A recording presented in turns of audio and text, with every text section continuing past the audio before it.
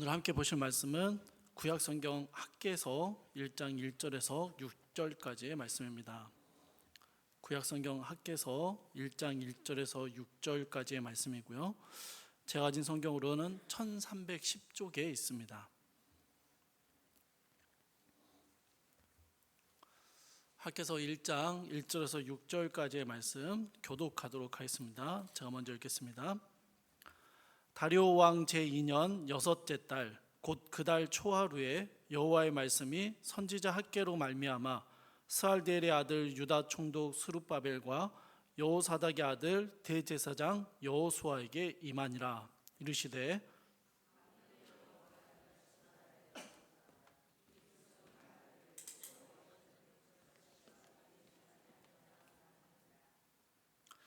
여호와의 말씀이 선지자 학개에게 임하여 이르시되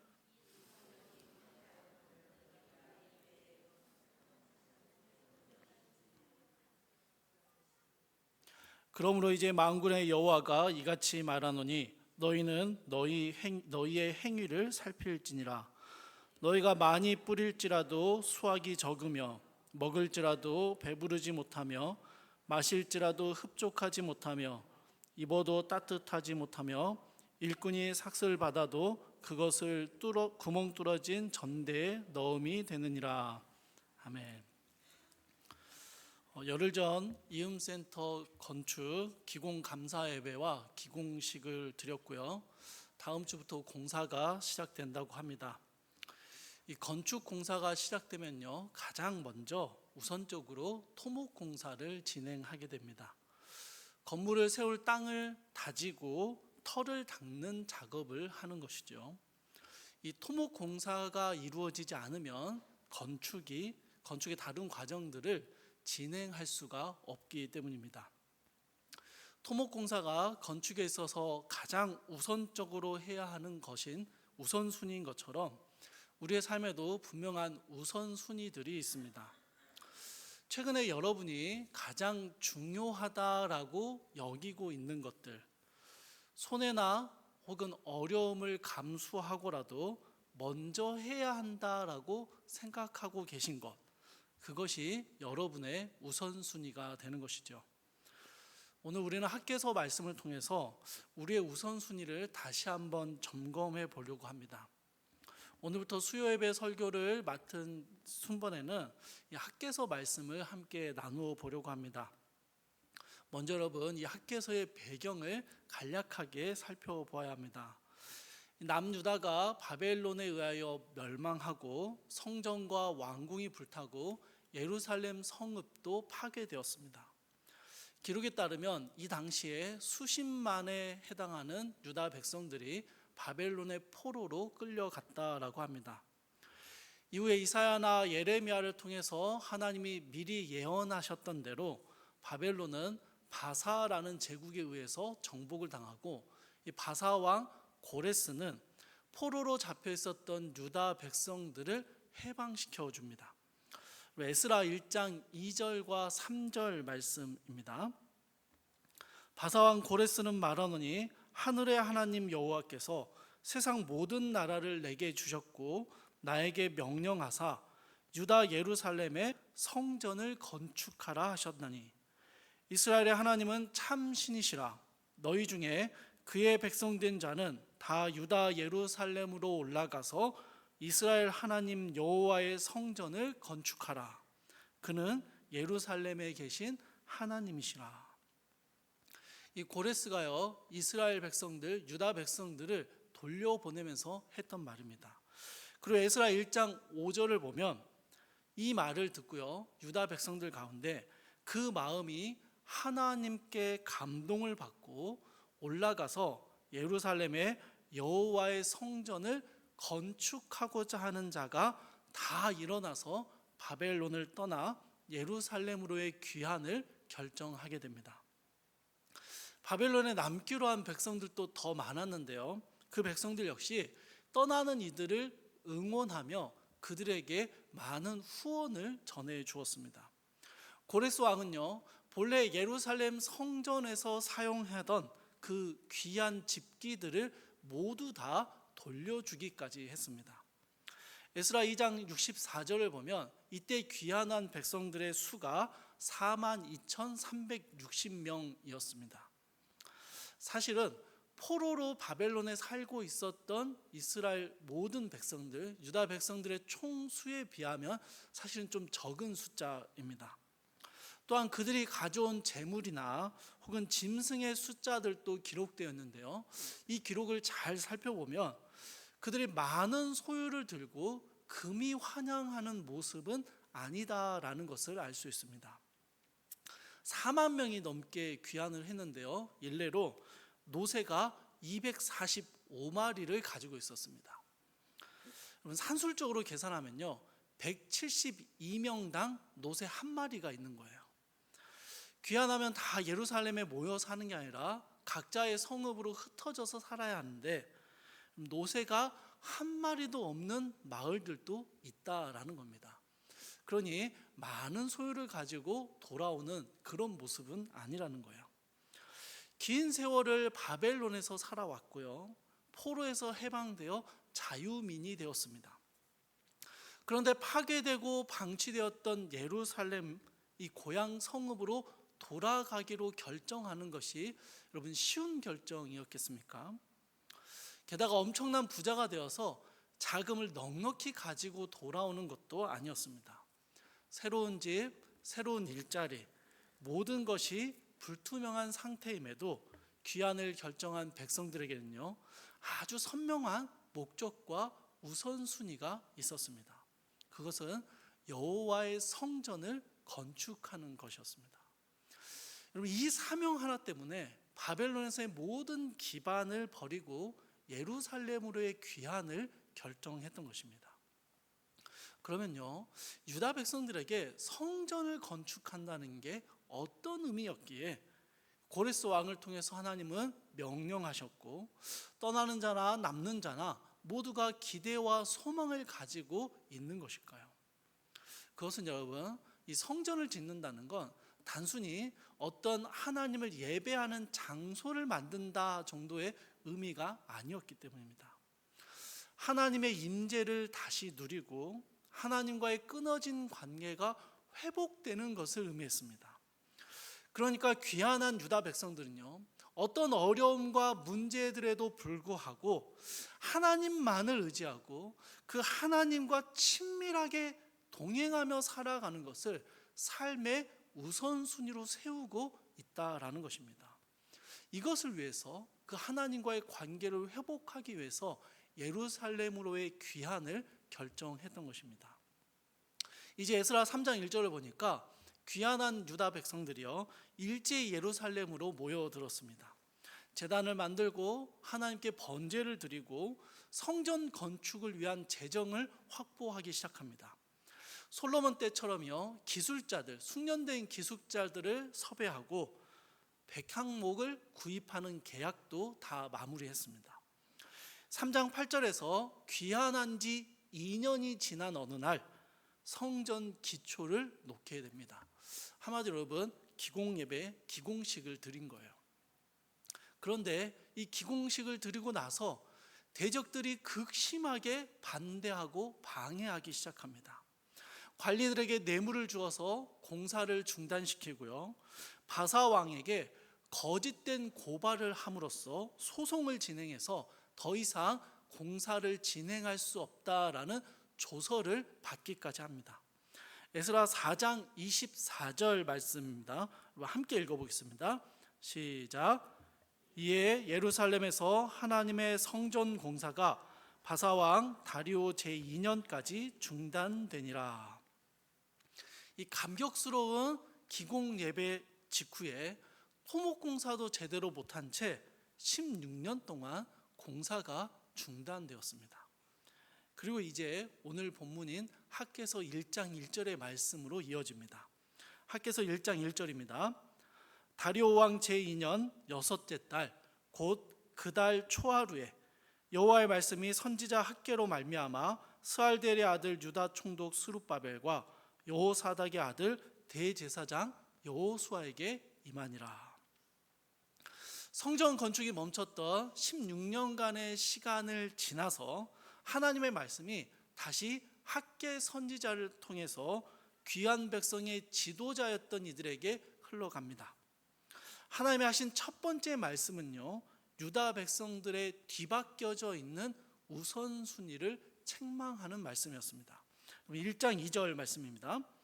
만군의 여호와가 이같이 말하여 이르노라. 이 백성이 말하기를 여호와의 전을 건축할 시기가 이르지 아니하였다 하느니라. 여러분, 귀한 백성들이요 16년간 성전 공사를 중단하게 되었던 가장 큰 이유가 무엇이었습니까? 대적들의 방해로 인해서 바사 왕국에서 압력을 행했고 그 공사를 중단하라는 조서를 내렸기 때문입니다. 부푼 소망을 가지고 귀환했던 백성들이 예루살렘에 도착해서 발견한 것은요, 흉물스럽게 변해버린 옛 성전의 흔적들이었습니다. 바벨론에 의해서 파괴된 그 상태 그대로 지난 50년이 넘도록 방치되었던 폐허 더미였죠. 그래도 일단 기공 예배를 드리고 기공식을 하고 성전의 기초를 놓으면서 토목 공사를 시작하려고 했어요.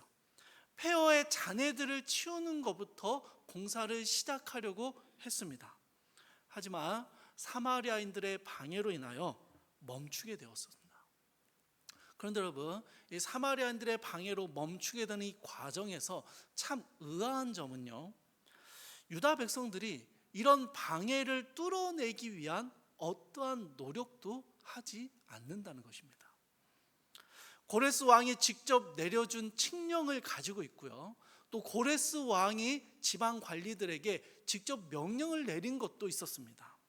그러니 여러분, 이 사마리아인들의 거짓 고발을 적극적으로 대응하고 거기에 대해서 여러분 충분히 해명을 할 수 있었다라는 거예요.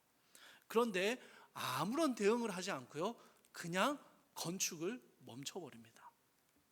그러면서 말하기를 아직은 건축할 때가 아닌가 보다, 어쩔 수 없네 라고 스스로를 변명하고 있었던 것입니다. 이런 유다 백성들의 무대응과 변명의 이면에는 녹록지 않은 그들의 삶의 현실이 있었습니다. 여러분, 유다 백성들이 귀환할 때 가지고 온 재산이 그다지 많지 않았다라고 말씀을 드렸는데요, 이제 새로운 곳에서 정착하고 생계를 해결해야 하는데 그 문제가 결코 쉽지 않았습니다. 새로운 거처를 마련해야 했고요, 일할 곳도 찾아야 했습니다. 농사를 짓는 사람들은 농사지을 땅부터 확보해야 했습니다. 그런데 문제는요, 이들이 정착하고 생계를 유지해야 하는 바로 그곳에서 가장 큰 영향력을 발휘하고 있는 사람들이 누군가 하니 이 성전 건축을 방해하는 사람들이었습니다. 유다 땅에 남아 있었던 사람들, 성전 건축을 방해하는 바로 그 사람들이 귀환한 백성들의 직장 상사였고요, 집주인이었고 농토의 주인이었던 겁니다. 그러니 여러분, 그들의 방해에 적극적으로 대응하기가 어려웠어요. 그리고 실제로도요, 유다 백성들은 겨우겨우 생계를 유지하는 궁핍한 삶을 살고 있었습니다. 6절의 말씀을 같이 한번 함께 읽도록 하겠습니다. 6절입니다. 시작.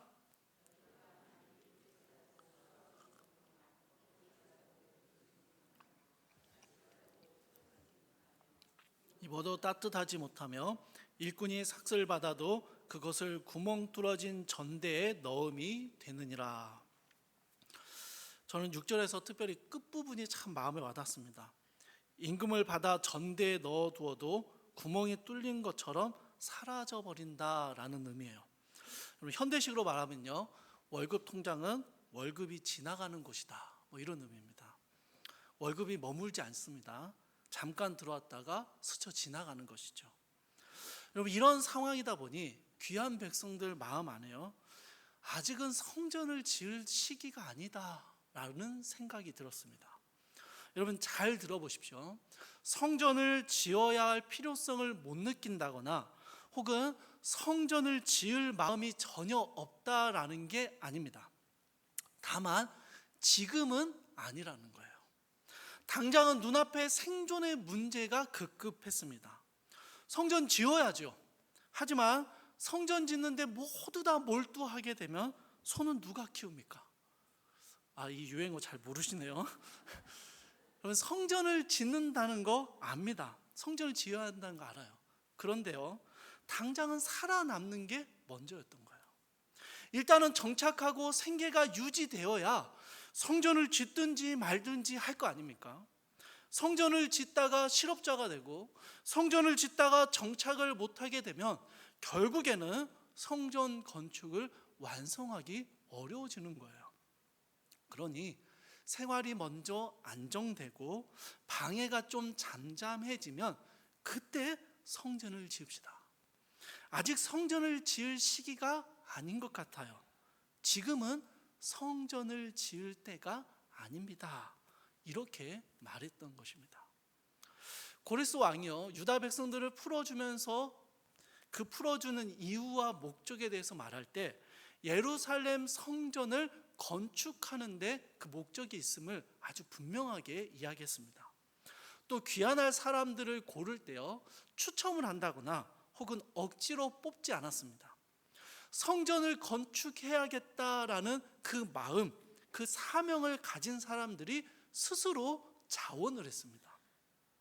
그러니 이들에게 있어서 최우선적인 삶의 목표는요, 성전을 짓는 것이었습니다. 그러나 이 유다 땅에 돌아오고 방해를 부딪히고 시간이 흘러가다 보니 이들의 우선순위가 바뀌게 되는 것이죠. 하나님이 다 준비해 주실 줄 알았더니 그게 아니었어요.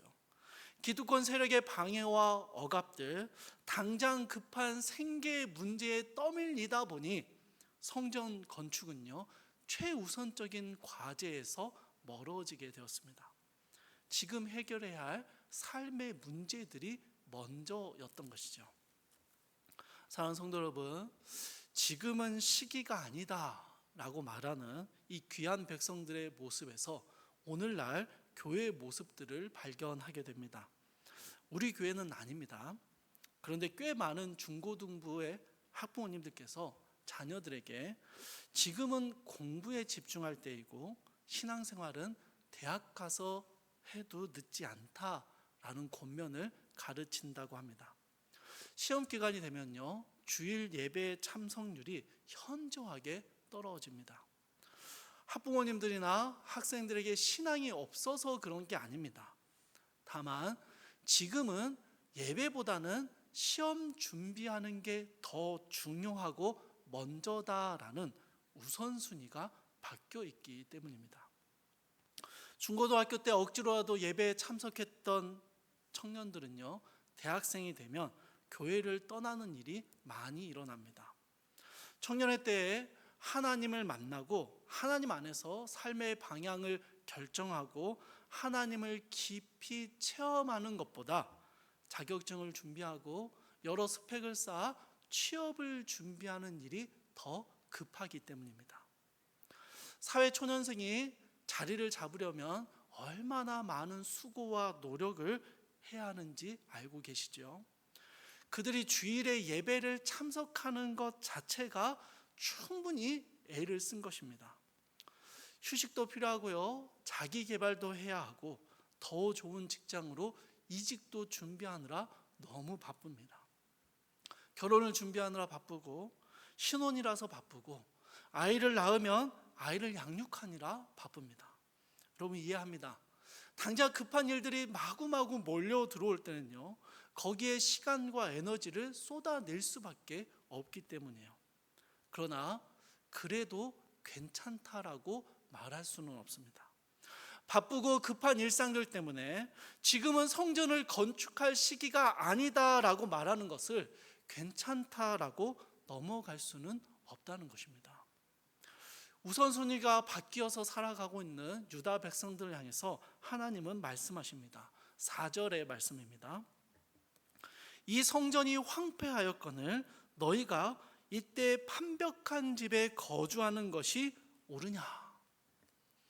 여러분 여기 이 판벽한 집이라는 집은요, 이 집이 무엇을 말하는 것인지는 크게 두 가지 정도의 관점이 있습니다. 하나는요, 화려하게 잘 지은 집이라는 해석입니다.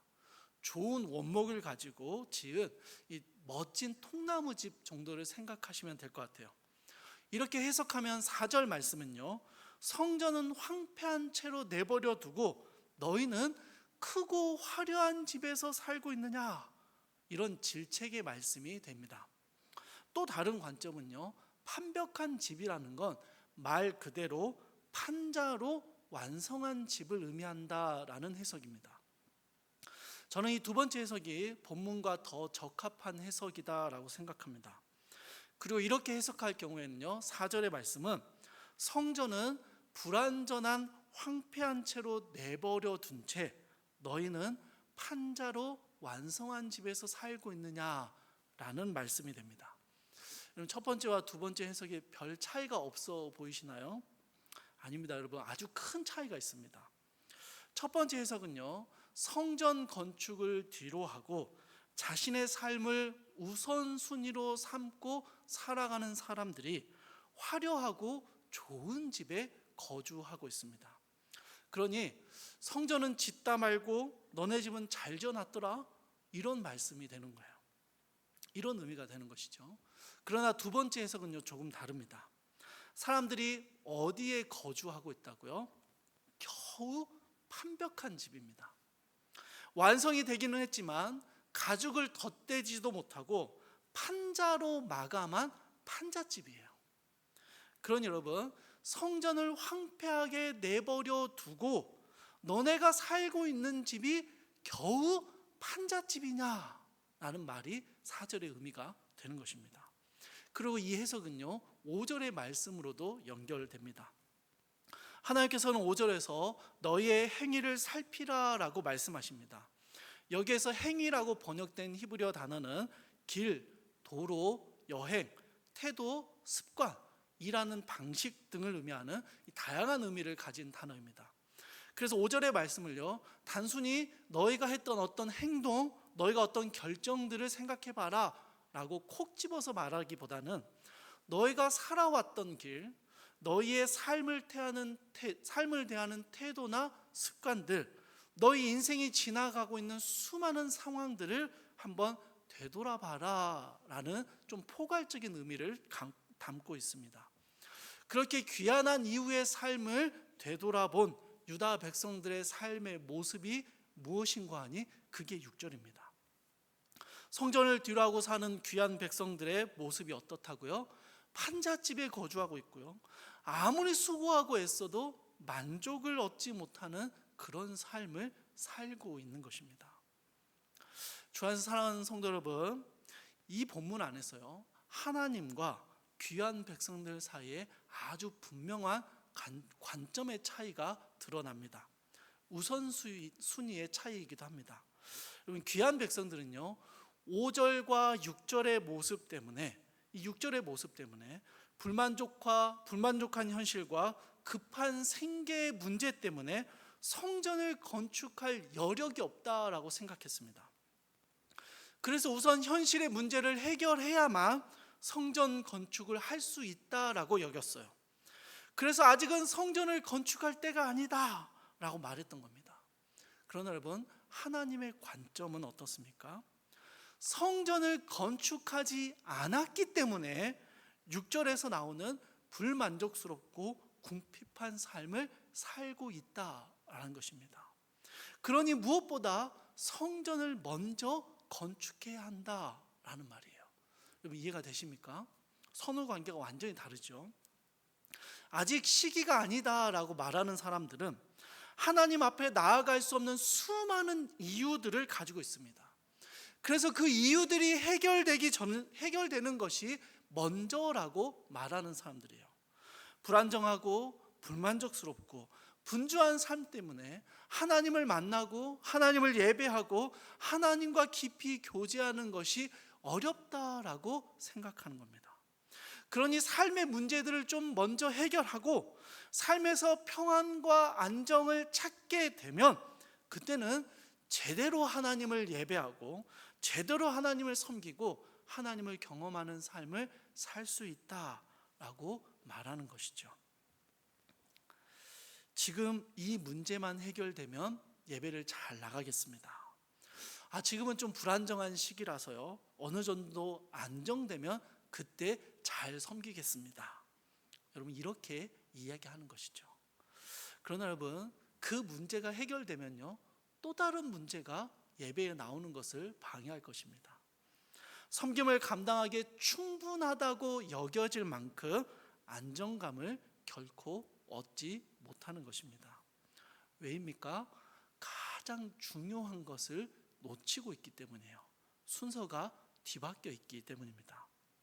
반면에요, 우선순위를 하나님께 두는 사람들은 해결해야 할 문제와 감당해야 할 어려움을 만나게 되면 가장 먼저 하나님과의 관계를 바로 세우는 것에 집중합니다. 한 외국 목사님이 쓴 책 중에 이런 제목의 책이 있습니다. 너무 바빠서 기도합니다. 여러분, 사실 책 내용보다요, 책 제목이 더 좋습니다. 제목이 모든 것을 이야기하고 있습니다.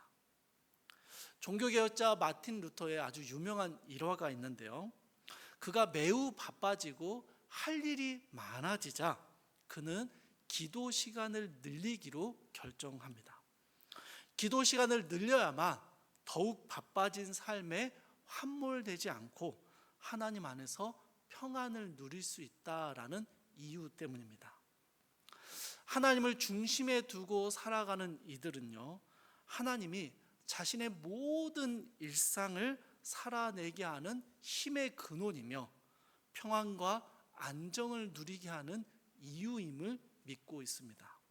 그러니 당연히 하나님을 믿고 하나님을 알고 하나님과 친밀함을 누리는 것이 삶의 최우선의 목적으로 삼고 있는 것이죠.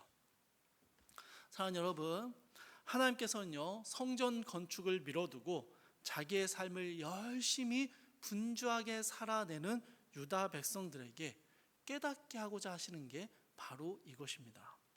분주함을 감당할 수 없어서 기도를 못하는 게 아니라, 여러분, 기도하지 않기 때문에 분주함을 감당할 수 없는 것입니다. 인생의 결핍과 불만족 때문에 하나님을 만나지 못하는 게 아니라 하나님을 만나지 못했기 때문에 필연적으로 결핍과 불만족을 누리며 살아가고 있는 것입니다. 우리는요, 많이 뿌린다고 많이 걷는 세상이 아니라는 것을 경험적으로 잘 알고 있습니다. 여러분, 직장 생활하는 많은 사람들에게요, 당신이 노력한 만큼 충분한 대가를 받고 있습니까? 라고 질문하면 그렇다라고 대답하는 사람은 거의 없습니다. 늘 내가 수고하는 것보다 더 적게 받고 있다라고 생각해요. 맛있게 잘 먹고 나서도요, 여러분, 뭔가 부족함을 느끼십니까? 다른 맛있는 게 떠오르시잖아요. 부자가 만족하는 거 보셨습니까? 더 많이 가지려고 하지요. 필요를 채우기 위해서 열심히 노력해도 만족보다는 또 다른 부족함과 필요를 느끼는 것이 우리의 모습입니다. 그런데 여러분, 이것은요, 성전을 안 지어서 혹은 신앙생활을 똑바로 안 해서 생겨난 문제는 아닙니다. 죄악된 세상을 살아가는 모든 인생이 본래적으로 경험하게 되는 결핍과 불만족들입니다. 그런데요, 이런 인생 본연의 문제들은 하나님을 만나면 놀랍게 변화됩니다. 월급이 통장을 스쳐 지나가는 상황에서도 만족과 감사를 누립니다. 많이 뿌리고 수확이 적어도 궁핍하지 않고요, 조금 먹어도 배부르고 조금 마셔도 갈증이 해소되고 헐벗고 있어도 외롭거나 춥지 않습니다. 유다 백성들이 성전을 짓는다는 것은요, 하나님을 위해 어떤 헌신을 하고 하나님께 무언가를 잘 바치고 드려야 한다라는 의미가 아니었습니다. 수많은 결핍과 불안정함, 불만족스러운 삶을 경험하며 살아갈 수밖에 없는 유다 백성들이 모든 일상 가운데서 하나님께 의지하며 하나님께 우리의 일상이 달려있음을 고백하는 것이었습니다. 그래서 그 하나님을 바라고 예배하며 하나님께 의지하고 하나님 안에서 만족하며 하나님과 친밀한 교제의 삶을 추구하는 것, 그것이 우리 인생에서 가장 가치 있고 중요한 일임을 인정하는 것이었습니다.